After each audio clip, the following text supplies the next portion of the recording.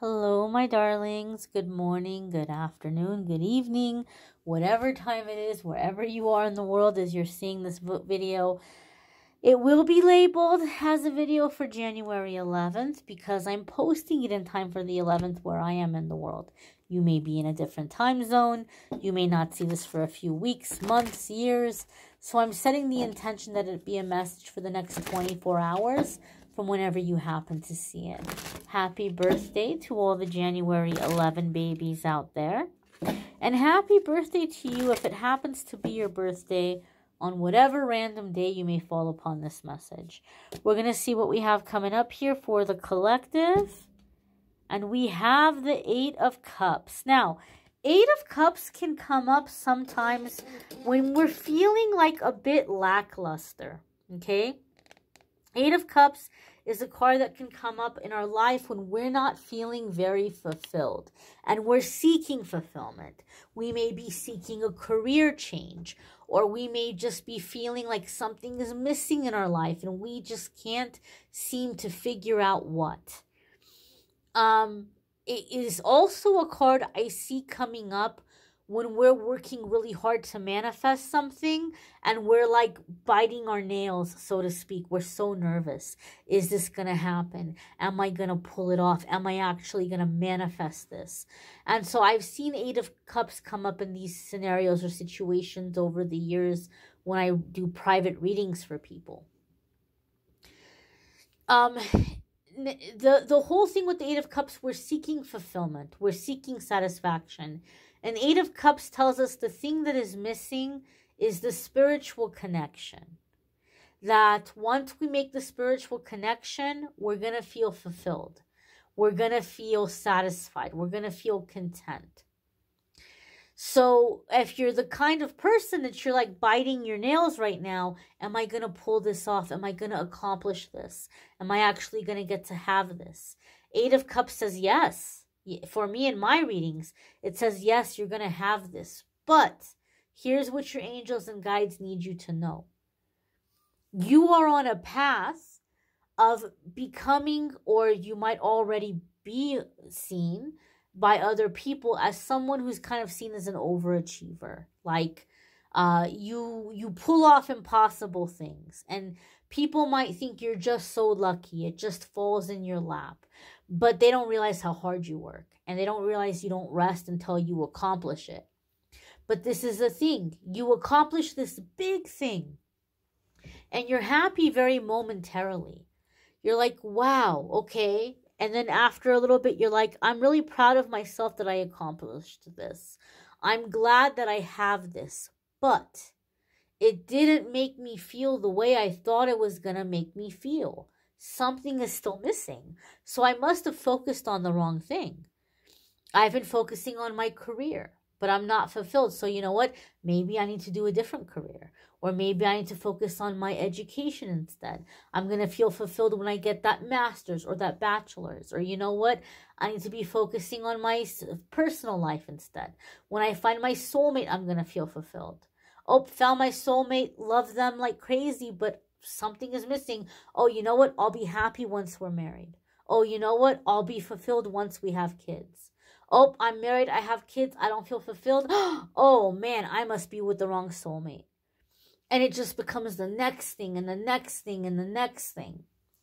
And so Eight of Cups comes up to say, look, you're about to pull off all this amazing stuff. And you have worked so hard. It would be a shame for you not to be able to feel satisfaction in your accomplishments. So your angels and guides are saying right now is the time to focus on your spiritual connection. Because once that spiritual connection is in place, you're going to have satisfaction. You're going to be able to enjoy the fruits of your labor.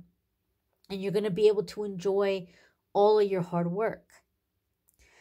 So make time right now for spiritual connection, doing things that connect you with a sense of Zen, that connect you with a sense of bliss, that connect you with a sense of love and inner peace, and just anything that soothes or comforts your spirit, because these are the things that are going to allow you to make that spiritual connection.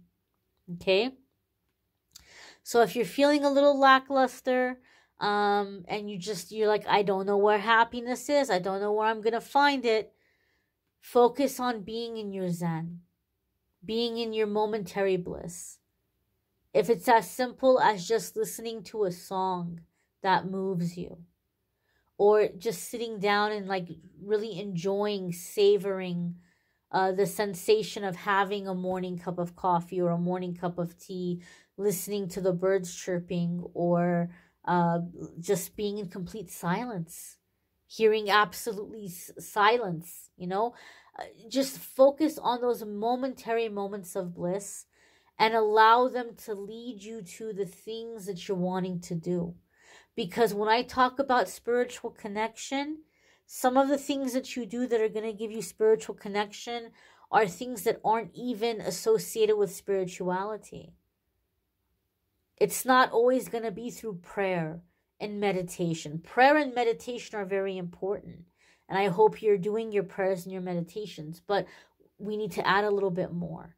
And for some people, that might be yoga. For some people, that might be music. For some people, that might be spending time in nature.